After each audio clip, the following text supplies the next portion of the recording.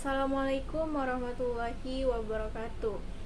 Alhamdulillahirabbil alamin. Wassalatu wassalamu ala asrofil anbiya'i wal mursalin wa ala alihi washabbihi rasulillahi ajma'in. Pertama-tama marilah kita panjatkan puji syukur kehadirat Allah Subhanahu wa taala yang telah memberikan kita nikmat kesehatan dan keselamatan sehingga kita dapat menghadiri perkuliahan pada pagi hari ini. Selamat pagi kepada Ibu Penny Ayumonia selaku dosen ilmu pendidikan. Selamat pagi kepada rekan-rekan sekalian. Kami dari kelompok 3 akan membahas tentang dimensi dan hierarkis. Perkenalkan, nama saya Elsa Hasanah dengan NIM 2121242 sebagai moderator bersama dengan rekan saya Azmul Latif dengan NIM 2121250 dan Ranisya Fitri dengan NIM 2121259. Baiklah, selanjutnya akan dijelaskan oleh rekan saya Azmul Latif. Sekian dari saya. Assalamualaikum warahmatullahi wabarakatuh. Assalamualaikum warahmatullahi wabarakatuh. Perkenalkan, nama saya Azmul Latif, NIM 2121250. Kemudian pada hari ini saya akan menerangkan tentang dimensi individual. Dimensi individual diartikan sebagai orang seorang atau sesuatu yang merupakan suatu kebutuhan yang tidak dapat dibagi-bagi. Selanjutnya, individu diartikan sebagai pribadi. Setiap anak manusia yang dilahirkan telah dikaruniai potensi untuk menjadi berbeda-beda dari yang lain atau menjadi seperti dirinya. Tiada diri individu yang identik muka bumi.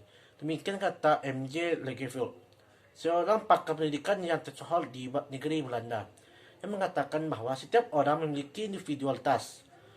Bahkan anak kembar yang berasal dari satu telur pun yang lazim dikatakan seperti pinang belah, dua serupa dan sulit dibedakan. Satu dari yang lain hanya serupa tetapi tidak sama, apalagi identik dengan hal yang berlaku. Lanjut, yang kedua itu dimensi kesosialan. Setiap bayi yang lahir dikaruniai potensi sosialitas. Demikian kata M.J. Legefield. Pernyataan tersebut diartikan bahwa setiap anak dikaruniai oleh benih kemungkinan untuk bergaul. Artinya, setiap orang yang saling berkomunikasi, yang hakikatnya di dalamnya tergantung unsur saling memberi dan menerima. Bahkan menurut Legefield, adanya kesediaan untuk saling memberi dan menerima itu dipandang sebagai kunci sukses pergaulan. Adanya dorongan yang untuk menerima dan memberi itu sudah menggejala. Mulai dari masa bayi, seorang bayi sudah dapat menyebut atau menerima belayan ibunya. Dengan rasa senang, kemudian sebagai giat balasan, ia dapat memberikan senyuman kepada lingkungannya, khususnya pada ibunya. Adanya dimensi kesosialan pada diri manusia tampak lebih jelas dorongan untuk bergaul. Dengan adanya dorongan yang bergaul, setiap orang ingin bertemu dengan sesama.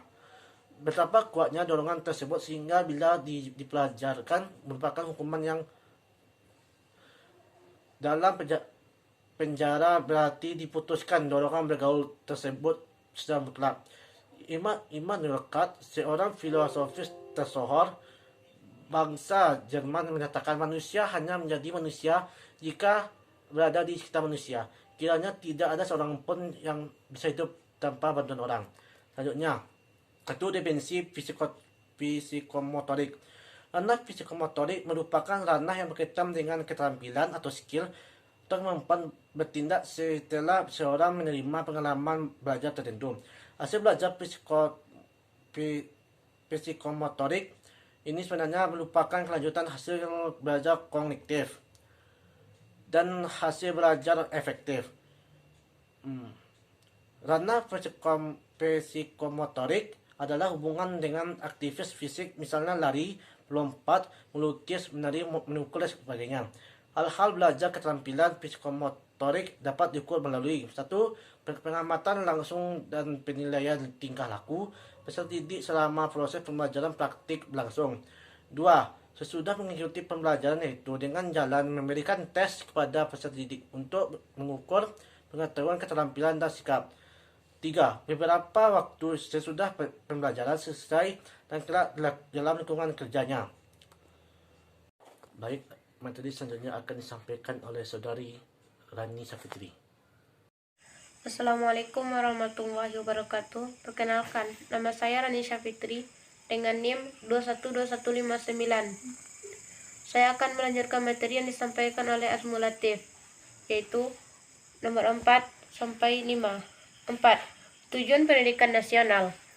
Ini menurut GBHN tahun 1988 adalah manusia yang beriman dan bertakwa terhadap Tuhan Yang Maha Esa, berkualitas mandiri, mampu membangun dirinya dan masyarakat sekelilingnya, serta dapat memenuhi kebutuhan pembangunan nasional dan bertanggung jawab atas pembangunan bangsa. Dan tujuan pendidikan nasional yang baru adalah manusia Indonesia yang beriman dan bertakwa, mandiri dan kreatif, cerdas, dapat mengembangkan potensi. Yang inti tujuan pendidikan ini mencakup aspek afeksi, potensi, kognitif, dan kreatif. Pendidikan itu bermacam-macam. Ada pendidikan formal seperti di sekolah yang memiliki beberapa jenjang, yaitu 1. Dasar seperti SD dan sederajat misalnya MI, SLTP dan sederajat misalnya MTS, kejar paket ABC dan SLB. 2. Menengah seperti SLTA misalnya Madrasah Aliyah. 3. Tinggi seperti universitas, institut, dan sebagainya. 4. Informal, yaitu tanpa tes. 5. Non-formal seperti keluarga.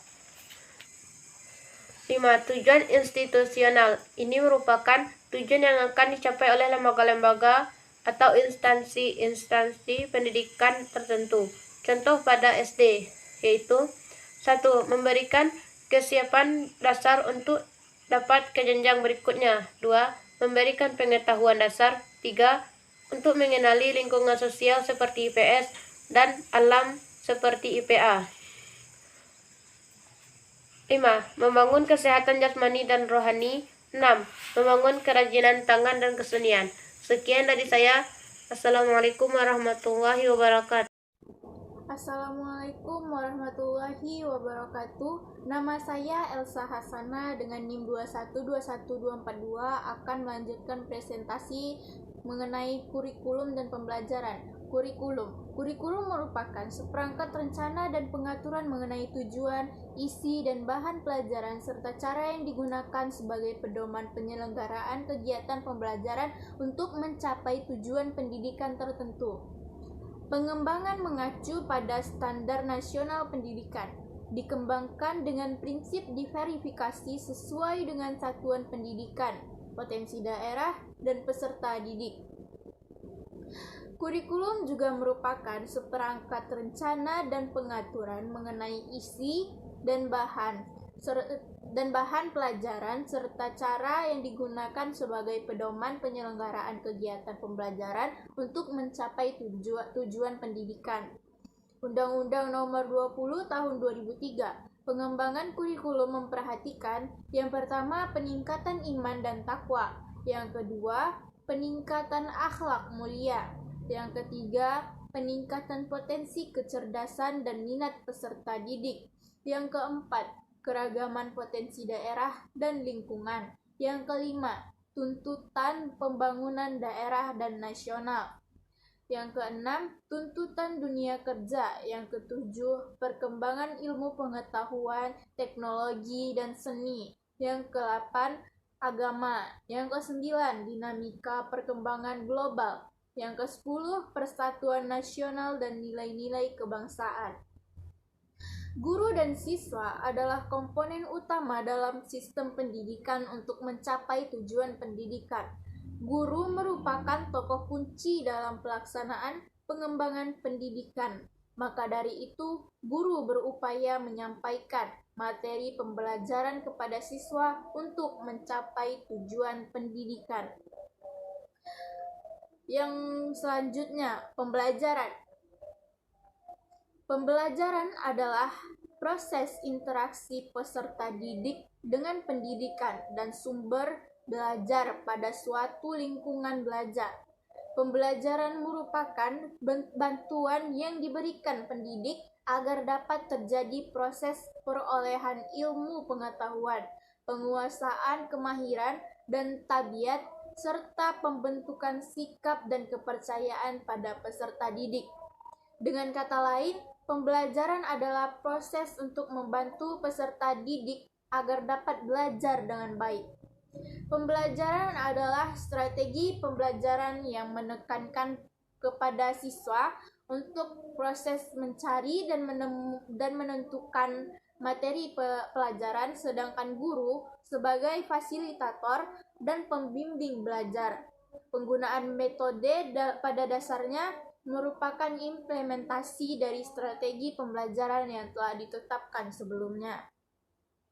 Sumber belajar adalah semua sumber baik berupa data, orang, dan wujud tertentu yang dapat digunakan oleh siswa dalam belajar baik secara terpisah maupun terkombinasi, sehingga mempermudah siswa dalam mencapai tujuan belajar atau mencapai kompetensi tertentu.